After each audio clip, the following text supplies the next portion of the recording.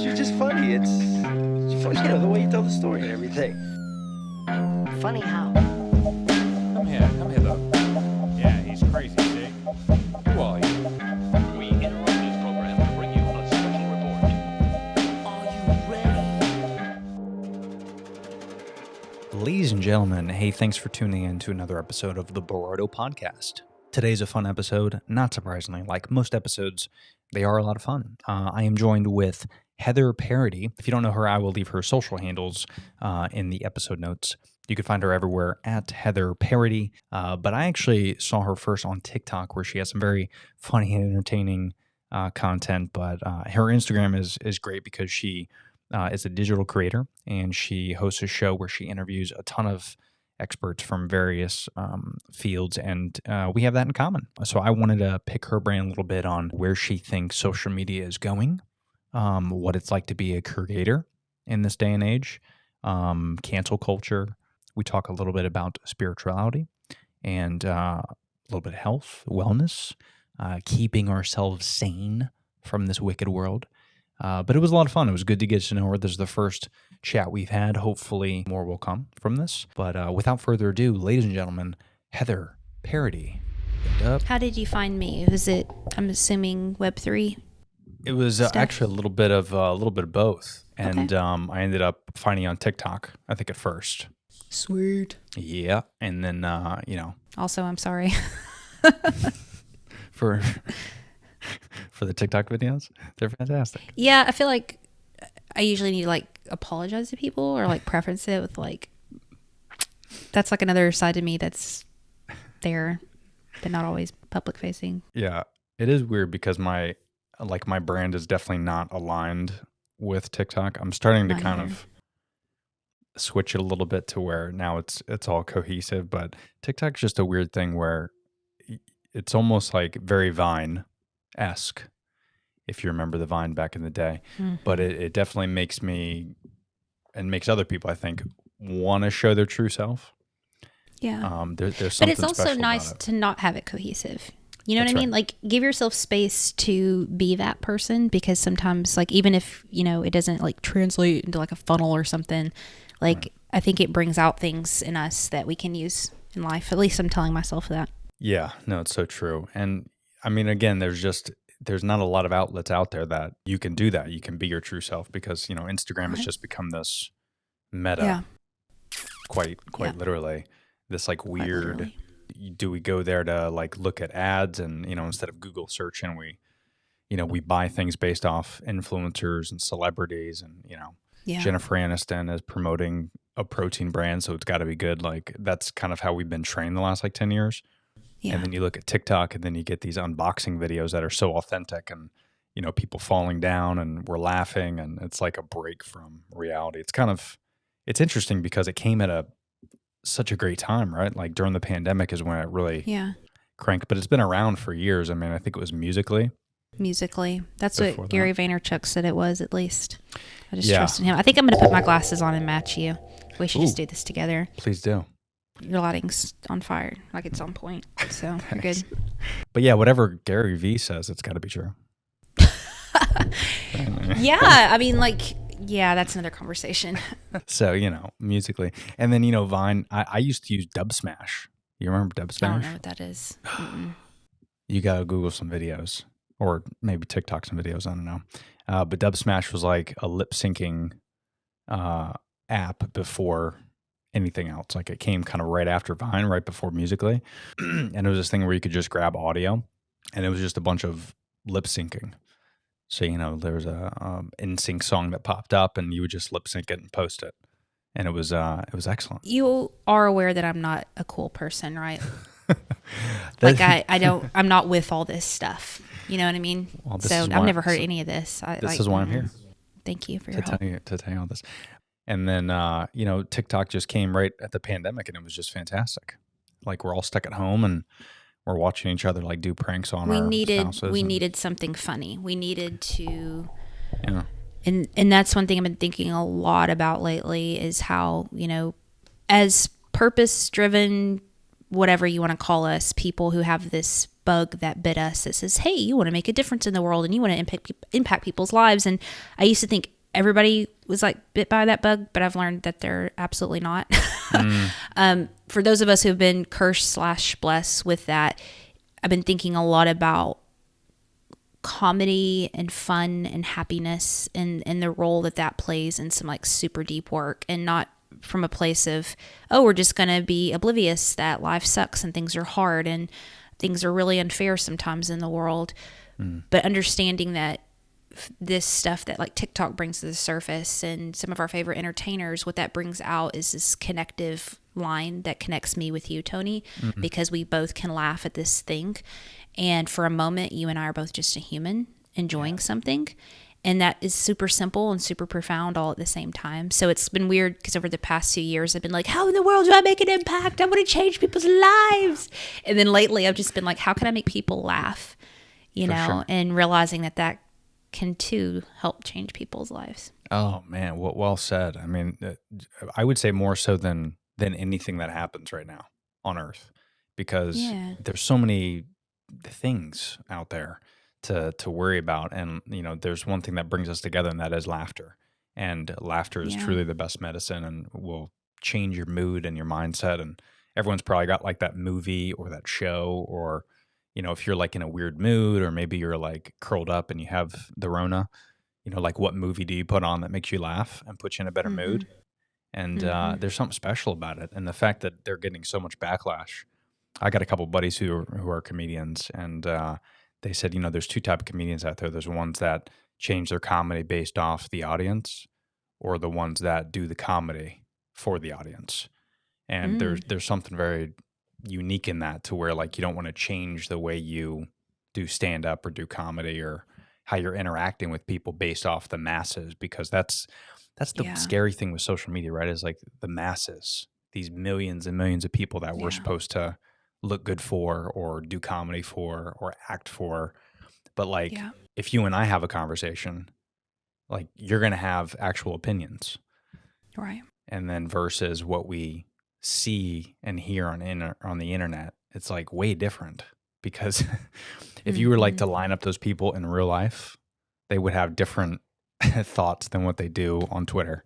You know, it's like 100%. I mean, the internet just like picks and chooses and highlights and amplifies things that aren't the full picture and aren't the full story. And that's what's so awesome/dangerous about it, because we've filtered our connections through a very narrow lens of, oh, this person's a Republican, this person's a Democrat, this person's anti-vax, this person's pro-vax, as opposed to like seeing a holistic human being with a whole narrative and story and experiences that bring to the table. And there are some exceptions for sure. But most of us have like this commonality among us. And if we can kind of get past some of those labels, we can see that we're actually saying very similar things, but approaching it in different ways. But it takes just so much freaking humility, because there's so many trigger words, and it's hard. It's really hard. I don't think we have it figured out. You know, I tell people all the time, we're the first batch of cookies that have gone through what it means to be a human online. I don't know how old you are. We're probably similar-ish in age, where, you know, our parents didn't, you know, have to go through the social psychology of finding their identity on Instagram. And our kids, right, are like, my kid sent me a selfie when she was 1.5 and Dropboxed it to me. Like, seriously, that happened. I left the room and I got an email, and it was from my 1.5-year-old with a selfie. It was wild. Like, they're completely different too. So people who are in that kind of middle range, it's like we have to give ourselves a lot of grace, because we're trying to figure out what the hell does this mean to show up digitally. That's right. And, you know, even it's going to be even more amplified. You know, I know you mentioned, you know, Web3 and the stuff that's going on with tech. And I don't think it's something to be afraid of. I think it's something that we need to get really curious and intentional with, because we're the leaders. You know, like it or not, Tony, we're the leaders. We're the ones that are shaping what all this looks like moving forward, and how we create, how we respond. There is now, like Gary talks about, you know, a digital track record of how we showed up in 2020, how we showed up in 2022. It's wild. You said a lot of great stuff in there, a lot of good nuggets. And what's interesting about kind of social media and the internet and kind of where it's headed is it's happening so quickly that, I'm in my mid-30s. Me To answer your too. I question. knew we were the same age. Yeah. It's all in the glasses. But Yeah, are yours prescription or just trying to look cool? no, they're prescription, unfortunately. Mine are just trying to look cool. Damn it. Oh, that's working well. I know. Well, it looks even cooler just hanging there. Like it's not even in. It's like I'm about to do a TikTok and do some like a funny sketch video that I made, and it just requires that I have these. I'm excited to Speaking see of mid-30s and maturity, go ahead. as we talk about TikTok and doing videos. What do you do for a living? A little bit of exactly. Apparently, do podcasting. That's all I do.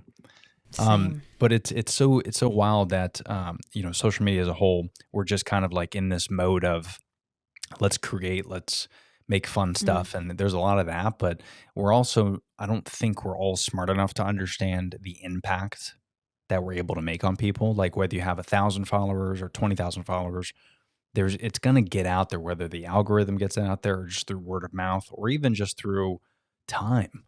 I had somebody that has been following me for a while, and they reached out to me and said, dude, I saw your first episode of the podcast and that was garbage. And I was like, wait, is that on the internet still?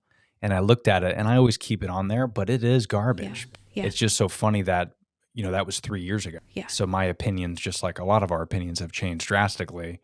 And, you see that happening a lot with celebrities, all the backlash. And then people are starting to kind of take away what they said 10 years ago.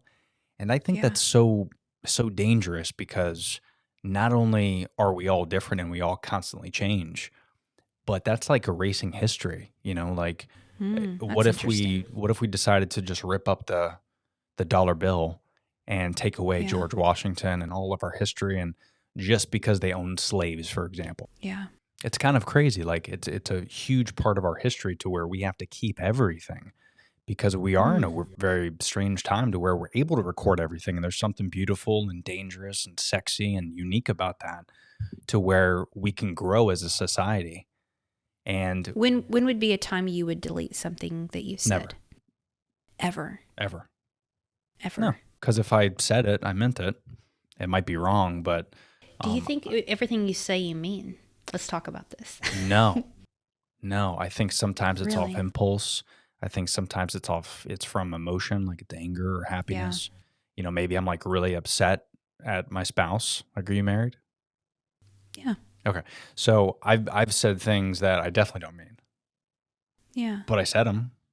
Yeah. So at the moment, maybe there was like an anger or a sadness or some type of emotion I was feeling that made me say it. And I think it's important to acknowledge it, because just like your failures, if I fucked up on something, Yeah. it's good, because eventually I can learn from that. It might not happen right away, but I think those are important. So I think we need to keep everything out there. I don't think there's anything wrong with that. And a lot of the stuff might get us fired, or get ruin our relationships, but we grow and change off that. So, because here's the thing, my attitude is like, if I said something and it was wrong to say, or it and I go back and delete it, that's admitting that I'm wrong. But we've seen time and time again that years past that we were wrong about certain things, but we might have been right about certain things as well. And things are always changing. And in order to have really an objective opinion on something, you have to have all the information available. Like, imagine if we deleted all the things with the COVID mask, right? And they're saying, hey, COVID mask did work, and it didn't work, and it did work, and it didn't work. Like, we're going back and forth. But if we didn't have any of that information 100 years from now, people would think, oh, they got it right the first time. COVID mask did work, or the vaccinations did work. Like, it's okay to kind of see the trial and error of things leading up to the final solution. I've never sat down and thought about what I think about this and really formulated a strong opinion.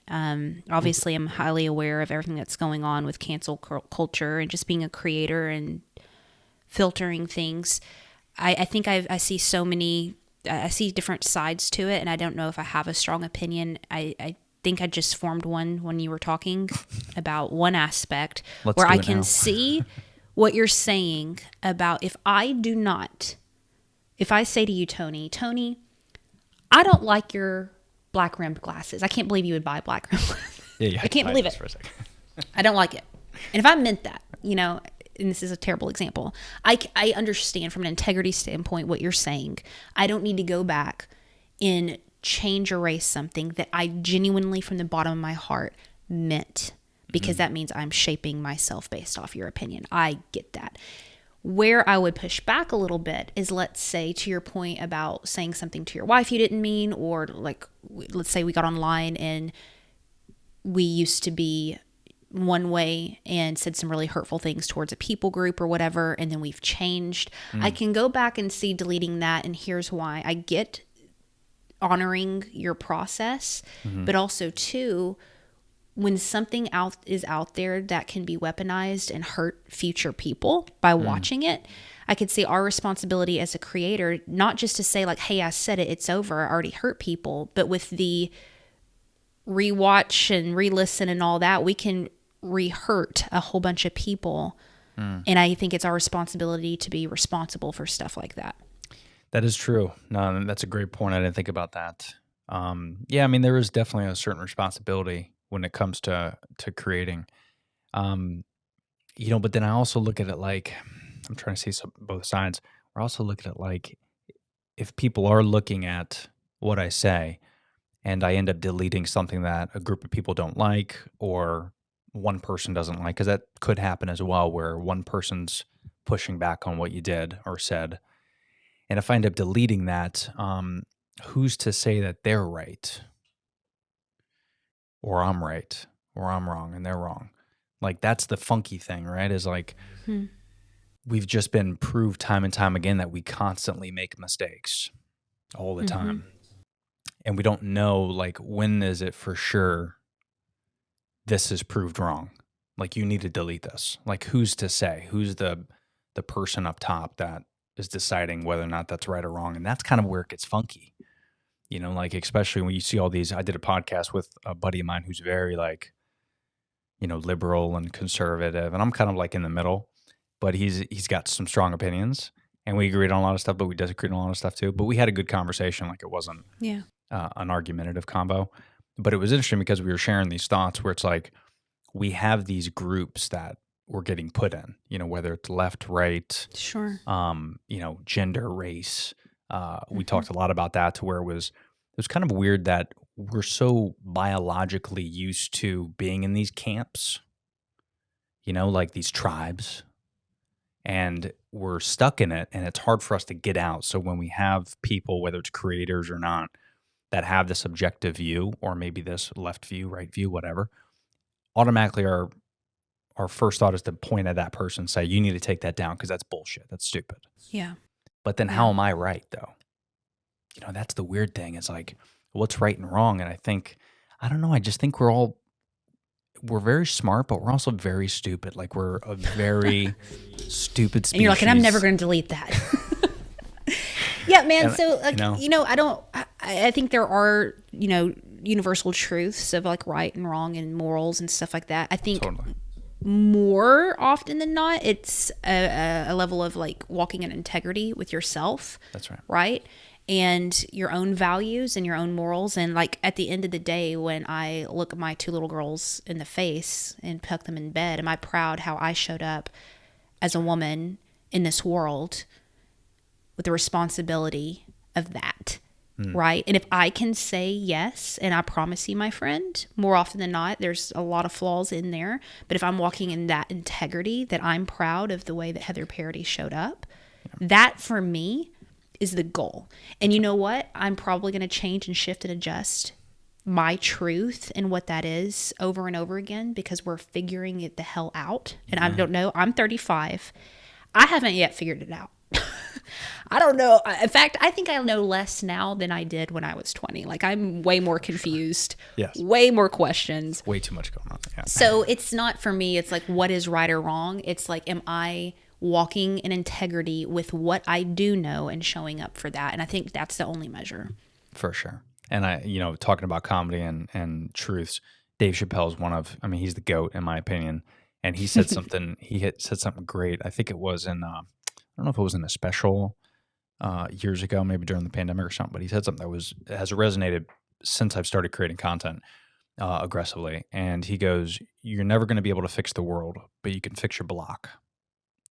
And there's something very beautiful in that, to where you can't really listen to the noise too much and let them, Yep. have you form an opinion. Yep. But like you said, which was great, as long as you tuck your girls in and your kids in, and you can look Yeah. around your community, and as long as you did the right things and everyone's happy with Yeah. you in that community, that's how I think we should live our lives. Because if we start living for Preach. other people that we've never met before, Preach. it's It's dangerous. hard. Yeah. It's 100%. And you can do anything, everything right. I mean, people hate on Mother Teresa. I'm like, how the hell do you hate on Mother Teresa? You know what I'm saying? But people be Yeah. calling her names and acting crazy on her, and, Martin Luther King and all this stuff. And I'm like, these people like live saint lives and they got haters. So we're just effed, Yeah, for sure. Well, it's kind of wild when there's like massive backlash and protests because like Yeah. the Little Mermaid is now black. I mean, Yeah. dude, come on. Like, Yeah. calm down, guys. First of all, it's just a movie. You shouldn't be passionate about any movie. But like, we just need to like step back, and there's so many great things in this world, and there's so many beautiful things we could do and we could say, and beautiful people out there. It's like the fact that you 100%. spend time worrying about that type of stuff, it's just, It's wild. yeah, we're not that intelligent, a large group of us, Mhm. to where we don't understand kind of what this life thing is, and we're so new to everything. We're So only what is like, this life thing? What do you think? oof, I wish I knew. I know for sure it's not like things, like Okay. things that we have. So I know it's not that. So I try not to let that bother me. Things. Things, glasses in particular. But like, vehicles and houses and materialistic stuff, I know it's not that. I think life, to me, how I've tried to live it, is not the YOLO mentality. That's not the best way. I did do that in my 20s, though. YOLO. The what mentality? YOLO mentality. I don't know what that is. I told you I wasn't cool and fancy. Oh my goodness.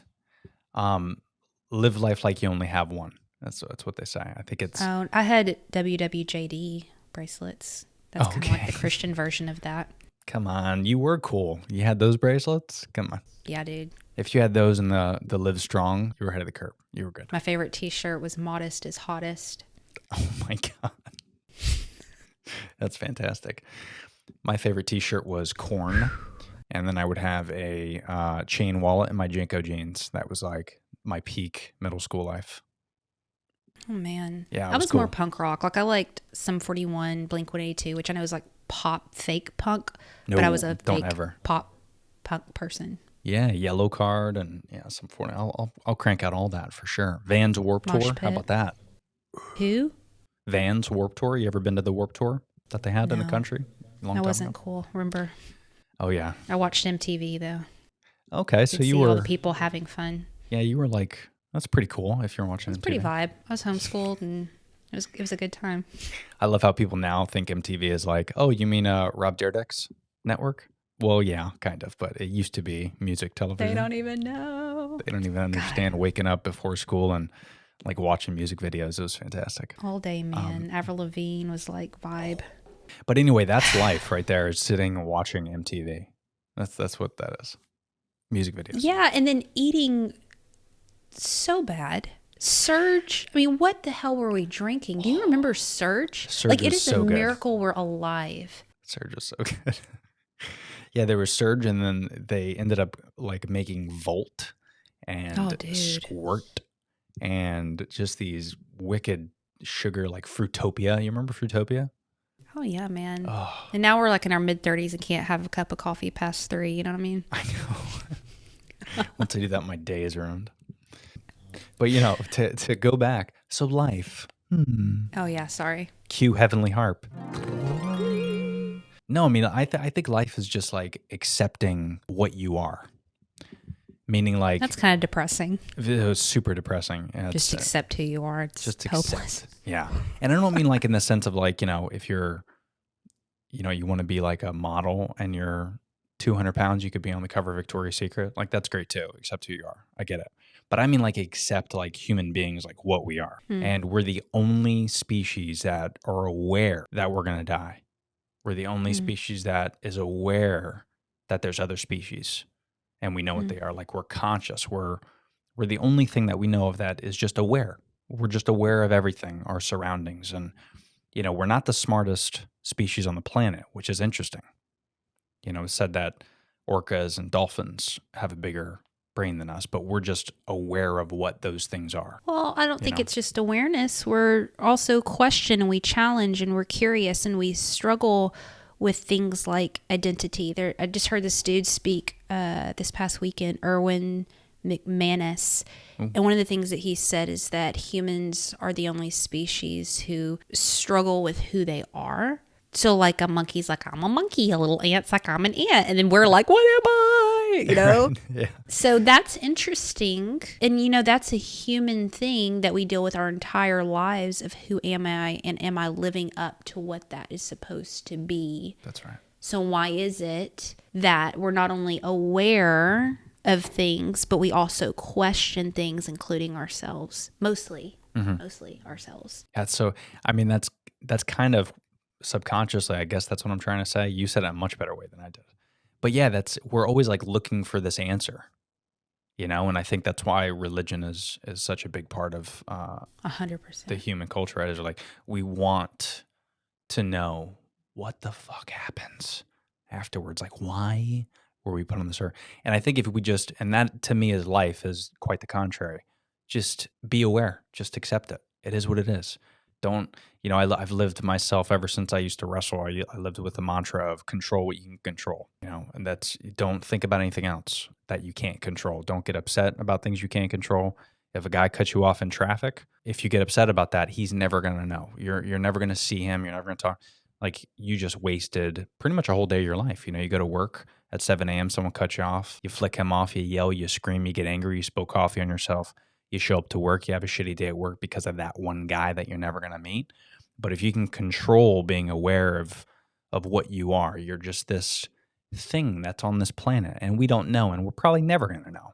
But if you could just accept it and be excited about the now and where you live and what you're doing and not let anything else really affect your attitude too much, you just live a healthier life, whether that's for a year or 60 years, and just being aware of it. But I like what you said a little bit better with Tony, I'm about to label you. Oh no. In a ungrammatical way. Okay, I like that word. Grammatically correct, an ungrammatically correct way. I think I Okay. even said that ungrammatically. Okay, Tony, Heather. I think you are, tell me if I'm wrong, a stoic? Is it stoicism? Stoicide? Sounds like a Power Ranger, so I'm into it. God, that would be a good reel. That's going to be my next reel. That's really funny. Yes, please. But you know what I'm talking about. I just recently started learning about that whole world, and I feel like that's what you are, but I'm also labeling you incorrectly. So tell me where I'm off. Well, if you could elaborate a little bit, because I've heard of it, but if you ask me the definition of it. Okay, that makes me feel better. Oh, yeah. So there's this dude, and I think his name's Ryan Holiday. I'm not sure, but he's kind of, he didn't invent it. It's like a thing, but he talks a lot about it in modern day terms of being a stoic or approaching life. And I'm totally butchering this, but it's this very, God, I hate using these words and I don't fully understand it, but from somebody who's looking at it on the outside in, a very practical, unemotional way of approaching life where, you're making statements of like, just accept things how they are. And this is just the awareness and we're just here and get over it. And kind of just this is the soup, eat the soup, quit your griping. And that's what it is in Heather terms. Yeah. That seems like you. First of all, by the way, well said. So well said, man. That was just like, transcribe that and put it in a blog. That was perfect. That's going to be a reel. I'm going to clip that up. I guess so. I'm going to have to look more into it, but I could see that. I know you talk about the lack of like emotion to it. I've been guilty of that with my wife where she says, how do you just have these conversations? Because, she'll say something and it's very either, upsetting or like something through work and she'll like tell me the story and she'll get like very emotional about it. And obviously I don't want to label any women because not every woman is the same.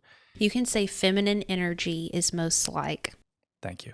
That's what I was going to say. That's an easy way of doing that. So feminine energy is typically more emotional than testosterone-filled, unemotional asshole men. Because, typically the group as men, and men headquarters would kill me if I told you guys this, but we're usually more of an asshole. But I think I'm just a little bit more aggressive when it comes to that because I don't like wasting time. I don't know what that would be labeled as, but I feel like the more time we waste thinking about things, again, we can't control, that you lose thought in the present. I think it was Joe Rogan that said it best, where he's like, you only get like 1,000 points of bandwidth, like in your head. If you could fill up your brain in terms of points in a day, let's say you only have 1,000 points. So like if you spend 100 points worrying about the guy that cut you off, and 200 points about the girl at work that hates you, and 300 points, like you only have 1,000 in a day. Like why would you waste that bandwidth on things you can't control? So that's kind of how I live my life. So. Would you consider yourself ambitious? I do. Very. Which is interesting to me because that seems very contrasty to kind of this is the way life is, accept it. And just, is there conflict with you with that? Because you seem very practical and aware, but also too, ambition goes straight up against that. It does, yeah. But I think ambition too, when people are ambitious, the problem with ambition is they have something in their mind of what they want, and like a goal or maybe a mission, right? And that's kind of how I do live things, where in my head I'm like, okay, I can't control X, Y, Z. I can't control if I'm going to get rich or not. I'm just going to try to get rich. And if I get rich, great. If not, I'm not going to look on Instagram and be worried about, why does Kylie Jenner have all this money and I don't? I think that's the difference that we're talking about, is like, I do accept, and I'm aware of everything, and I'm conscious of like, hey, this is what we are, accept it.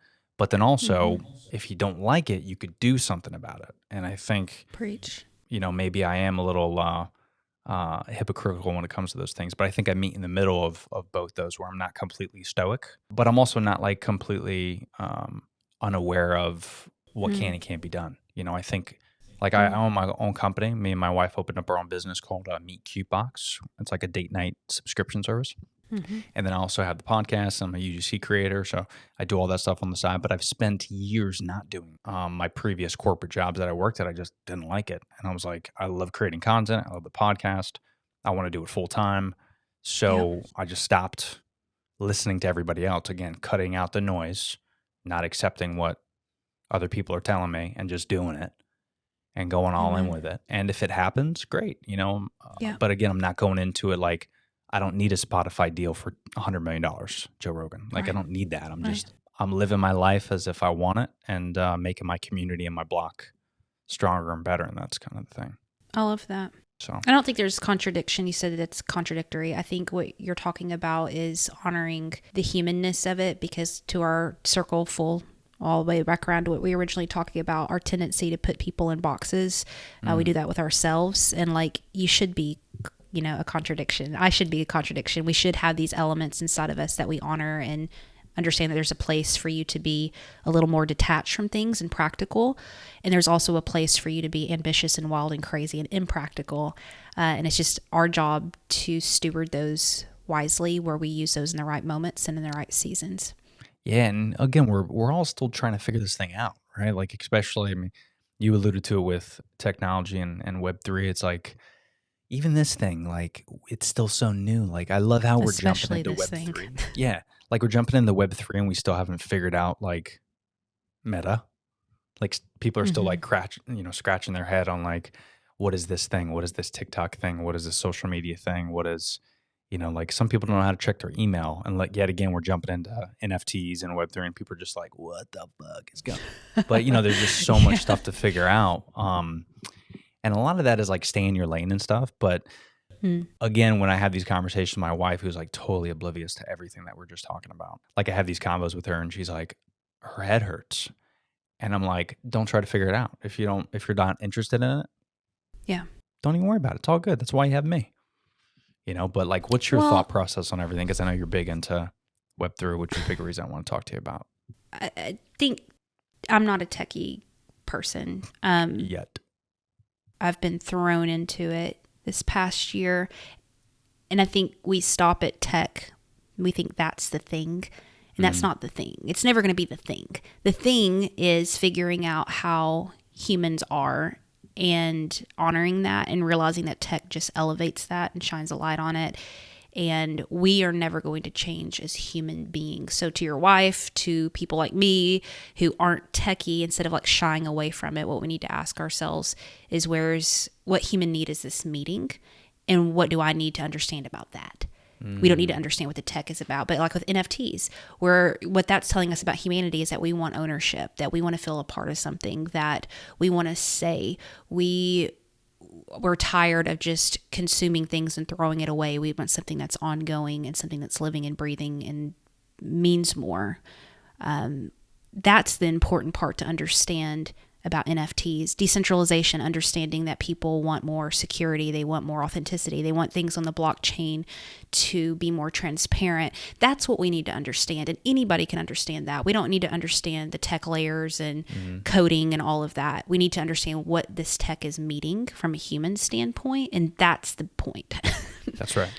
Yeah, and it's similar to when you become a young man or a young woman and you're going through kind of the understanding of like what the currency is, you know, what the stock market is, real estate, what's a mortgage, mommy, daddy, like that type of feeling. I think is how we're feeling now with all this new change. It's like you don't necessarily have to get a mortgage. You don't even have to learn about it really, when you're that age, but it's good to kind of know about where the world is going. And I think this is the world, eventually the blockchain and VR and AR and all this stuff is going to be when we're all old and wrinkly and hopefully our heads are floating in some tube and we're still conscious in 40 years, 50 years, things are going to be way different. Like people might not even work.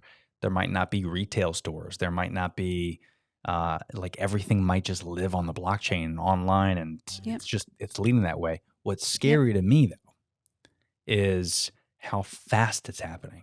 Like if you really think about it, we're in our 30s. So just 25 years ago, 30 years ago, the internet didn't even exist.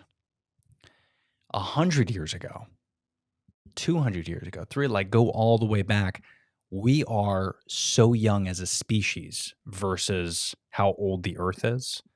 And when you look at like let's say if you had a book of humanity and it was like this big thick book, right? And there was, I don't know how old the earth is. No clue. Not interested. I don't want to know how old it is. It's weird. Yeah, that's way too much. And plus, side note, like how do they really know? Like, come on, stop. It's just a guess. Word. It could be 2,000 years old. We don't know. I wasn't there. You weren't there. Or it could be flat. Not just kidding. Cut that part out. But the whole You idea. can't do that. You can't delete anything. But like the whole idea, if you were to have a book and the last couple pages was just the last 100 years, right? Like if you break it down in terms of years on a page and you look at that entire thing, this little sliver right here is where we're at now. And it's the most innovative and exciting time ever in the history of the planet. But it's all happened within the last 50 years. Like it makes me wonder, how is that even possible? Like how did we move along so quickly? It's like, did Elon Musk and Jeff Bezos get born and then the world changed? Like more things happened to where we're just heading in such a crazy freaking time in our human history. It's hard to comprehend. I know that we are way more advanced now than we've ever been, but I also know throughout history, people have probably said the exact same words that you just said of like, oh my God, things are changing so quickly. This is so scary. Holy crap, blah, blah, blah. And then we hadn't even scratched the surface. So where my mind goes with all this tech of we're like, oh my God, everything, blah, blah, blah. I'm like, can you imagine in 50 years what we'll be actually doing? And this is nothing. I'm always weary of like approaching anything with kind of caution and fear because I think it's more interesting to ask ourselves what is our place and assignment with all of this right now and our responsibility because it's here, it's happened, it's already done. And we think that this stuff's approaching us. It's already technically happened, right? Yeah. Like it's been around for a minute. We're just catching up because we're slow. Yeah. Nothing right? we can do about it. So I'm not afraid of it. I'm curious. And I'm seeing history, repeat itself just like we do with generations. Like, oh my God, Gen Z is such blah, blah, blah, blah. And then they said that about millennials and they said that about the boomers. They said about everything. Like, that's again, back to our humanity. Nothing is new under the sun. Yeah. And we're always innovating. Like, that's the cool thing with humanity that's different than any other species is, like we always want better, and we always Yeah. want to be better Yeah. and do better and create new things. And back in the caveman days, I mean, we looked at raw meat and we're like, this is cool, but like, how can we cook it? And then boom, we got fire. It's like, and then next Still thing, asking myself that. Yeah. But yeah, that's what's so crazy is we're just so, and we're very selfish. I think that's kind of what it comes down to, is it's never going to be good enough. And that is kind of weird, where I'm not like fearful of like humanity or the future, but you look at like all the ads that I do for my business, and the content I create for my business and the podcast stuff. It's like I don't create long form videos that much anymore. Like I'll record this podcast and I'll put it on YouTube, and it gets whatever, couple thousand views. But like the videos that are 10 seconds get 100,000 views. Yeah. And it just, we have such a short attention span. Yep.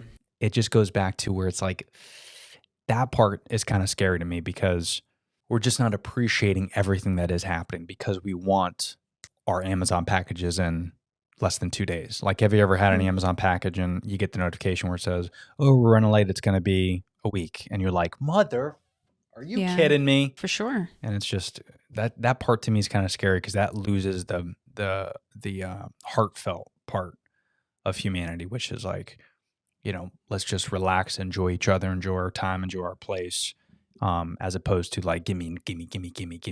Yeah, and that goes back to the ambition thing, because I think, and this is just for me, this is a very blanket statement. For me, ambition, because I'm to a fault, that has been hard to manage, figuring out that pursuit and the honoring that side to myself, because I think it was put there for a reason. And I think that there's stuff on this earth that I was designed and created to do. I'm spiritual, and you probably picked that up.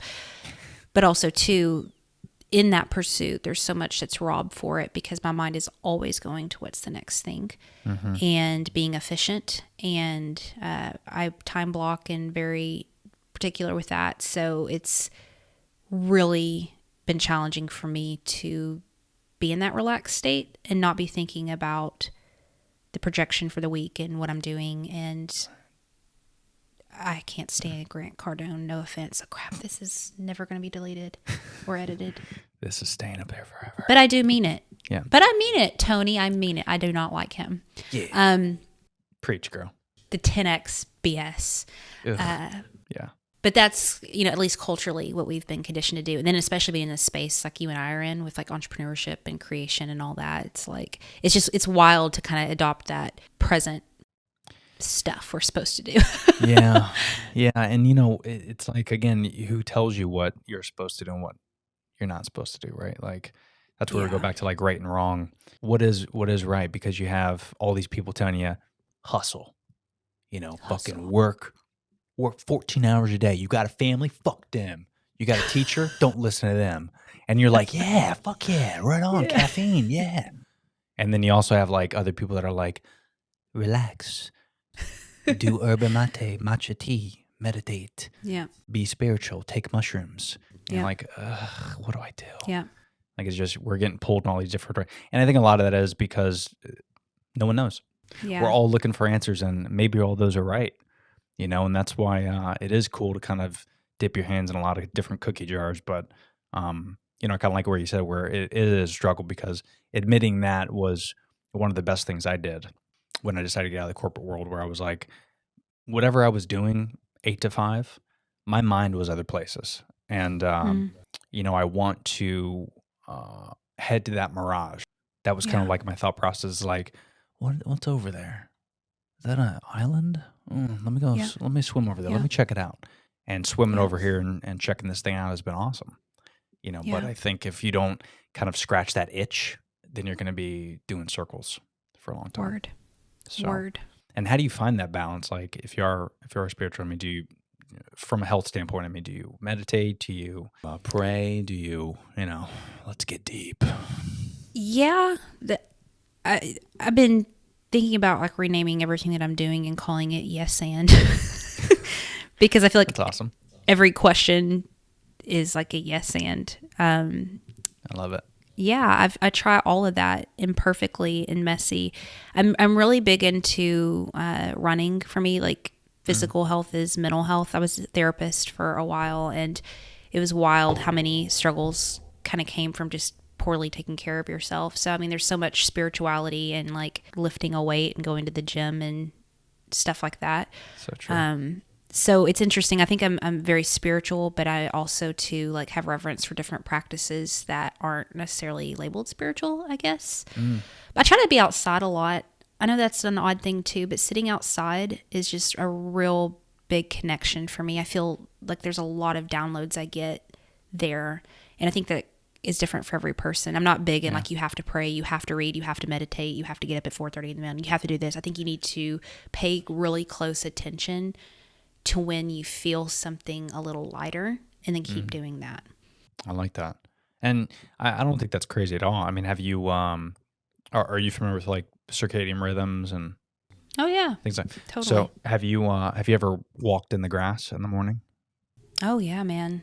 Dude, that to me is like, no matter what, Grounding, dude. yeah, dude, Yeah. no matter what you believe in, if we did this and no one told us to do it, would we have the same feeling? That to me is like the mind fuck. 'Cause, That's interesting. you know what I mean? Like, because Yeah. I'm big into ice plunging and saunas and all that, and I get out of it, and I have been for years because I was a personal trainer prior to this, but I only do it more because people say it, and then when I get 100%. out of it, I'm like, yeah, like it did help. Yeah. But did it help, or is it because everyone, you know what I mean? Like that's always kind of the thing I think about. But the grass, walking on the grass in the morning thing, that fuck the bullshit, what people are saying. That's the real deal. When you can, and I'm in Florida, so it's disgusting most of the time. But there's something unique about walking on the dirt and the grass and feeling it, and then letting the sun hit you right when it raises. And that's the first thing you do. Absolutely. You don't grab your screen, right? Mm-hmm. You get up and you go outside and you let the sun hit you, and you feel the warmth. You close your eyes, you walk on the grass, and you feel like, not like crazy I know. creatures, but you just feel like it's hard to explain. It's like, Do you know Aubrey Marcus? yes, on it. Yeah. Yes, He has a book. I need to reread it, but it's called The Perfect Day or something crazy. I don't know. And dude, I was like, oh man, I'm going to do the perfect day, and I'm going to do all these steps. And I only made it to his habits like in the morning, which are just like 3 things. And I do it imperfectly, but one of his was he just swears by going outside barefoot and stepping in the grass, and then like having a little salt in your water, like sea salt, and then elevating your heart rate. I have heard about the sea salt thing. I need to read that book. Yeah, what's it called? It's really good. It's called The Perfect Day or something like that. He's great. Yeah, I love hearing him speak and stuff too. He's got a very, very fun mindset. Yeah. Sure. He's entertaining, dude. Yeah. And I have a lot of Onnit products. I'm a big Onnit guy. I've never had those products. Own the Day. That's what it's called. Own the Day. Own the Day. It walks through from the moment you wake up to the time you go to sleep, and just kind of like what he believes, through all the shows and all that works. But again, back to your point of like, here's somebody telling us to do something, and obviously, we're sheep and we're going to follow it, which is good and bad, right? Sure. But I think it's just really paying attention to what feels really, really good for you. Like my husband, he's a personal trainer too, and he's really into weightlifting, and he's just like, man, I just feel so great after I just lift all this. I force myself to lift weights, and I have no spiritual awakeness when I'm lifting weights. I literally become a monster and want to punch people after. Like I hate it. But running for me is like when I am really needing a download and needing some connection, I go run and I feel God. I feel like something. And my husband hates it. Like he would rather, like if he had to run, it would be to save someone's life. Maybe. It even still depends on who it is. Like you might give up halfway through. That's why I said maybe. Like, I don't know. Yeah, I'm the same way. I mean, I run in the morning because I got a corgi. So usually I run him for like 10 minutes and then he's dead for like 6 hours.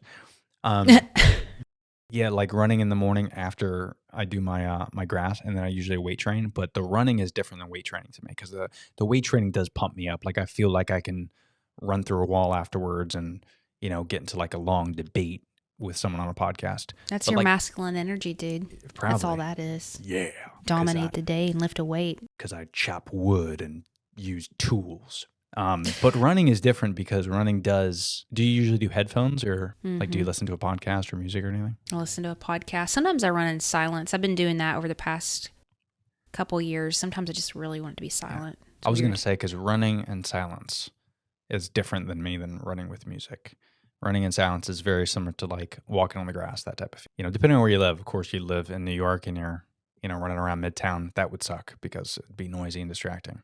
But yeah, if you can go outside where there's not a lot of traffic, there's not a lot of people, and you could just hear the noises and listen to the, to the wind and stuff, there's something special in that for sure. It is, for sure. Yeah. And these are the little things that, we're talking about where control we can control. Well, these are the things that are like beautiful that you should be doing, like you should be experiencing. You shouldn't be worrying too much about what's going on the internet, too much. Yeah, if that's your profession, go all in. But, also experience outside, have a little fun, get a little vitamin D. So at one point, a comedian in the world said this, and it's really good.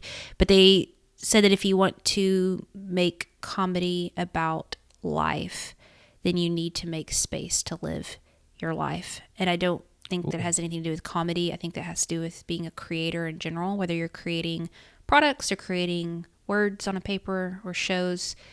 It's really difficult to make something that's meaningful if we don't have a source of inspiration that we're tending to, because essentially what we're doing is we're pulling from a well that's very, very empty, and we're manufacturing things that we think are going to work, as opposed to allowing space to be truly inspired and create from that place. And that's really hard because to us, we're being unproductive, going outside and putting your feet in the grass or turning off everything and actually talking to people in real life about nothing and all that stuff. But that's where those funny ideas come.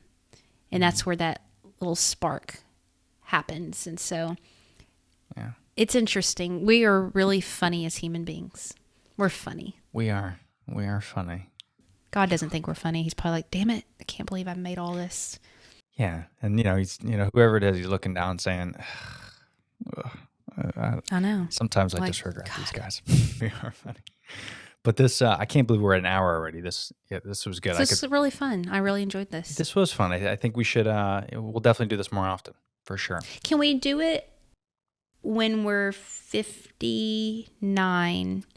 And so maybe we can come back and actually know the answers to all this stuff? Yes. Well, I might have deleted all these by then. I know it won't be. Grant Cardone, my hatred for him will forever be out there into the world. And I'll just say that this was fake and not really me. Well, I'll send a note to you after this, and we'll mark it on the calendar. 6 years from now. Mm-hmm. Yeah, we'll definitely do this again. I'll we'll be have brilliant, all the answers. So be ready. We'll have all the answers by then. We'll have some wicked, microphones and headsets. It'll be super crazy. I don't know. We'll be sitting on the blockchain, recording VR. It there. Yes, VR. Yeah, because I do want to do. I'd love to talk to you some other time about more about Web3 and VR and kind of where all that's going. It's just there's so much stuff, and again, it's constantly changing. Yeah. But I think it's exciting, right? It's exciting because you look at all these jobs that are coming up from all these creators, and it's people are able to kind of create their own future. We always thought American dream was go work at a coal mine and be able to get a 401k plan eventually. But now it's hold on. So the American dream could be more real now than ever, where you can actually truly do what you love, get paid a good living for it, and be able to hang out from home doing what you love. And maybe.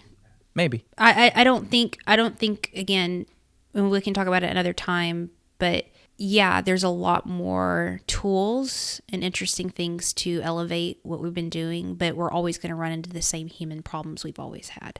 And really, it's never been a tech issue. Right. Well, that's a broad statement, but it's less about that and more about what blocks us internally to stepping into that, like what you did, leaving corporate and being able to do this with your wife and make stuff and create it. Dude, that's not normal, right? Sure. So it's not about you having access to a microphone and the internet. It's about you becoming the human being that says, I am going to create something and put it out into the world and make something with myself. And that's the real wonder, not the blockchain. Ambition. Yeah. Ambition. Yeah. Not all of us have it. It is a gift. And a curse. Speaking of curses, so Heather, where can people find you? That's amazing. I want to start using that. Please do. Speaking of you sucking, how do we find you? At Heather Parody, most places. Just find me, Parady. Got it. Ooh, and it's right there for people watching on YouTube. Well, dang it. Look how fancy that is. Super fancy. No, but this was great. And again, I'll leave all your social media links in the episode notes. Thank you. But go follow Heather. She has some amazing content, not just on TikTok, which is very entertaining, but on Instagram as well, where she interviews tons of experts on a lot of cool stuff. So definitely follow her. And Heather, I cannot thank you enough for the time. This was a lot of fun. Let's do it again. It was nice meeting you. You too. IRL. All right, bye. See you in 28 years. All right. Oh, hey there. I'm glad you made it to the end. Thanks for checking out this video. I'm sure you're going to like all the other podcasts that I've done. You could check out some more videos right here, whether you're watching me on YouTube or Spotify or Apple Podcast. Make sure you subscribe to the podcast. I would love you forever, even more than I already do. And tell a friend who needs to hear it. Until next time, we'll see you later. Peace.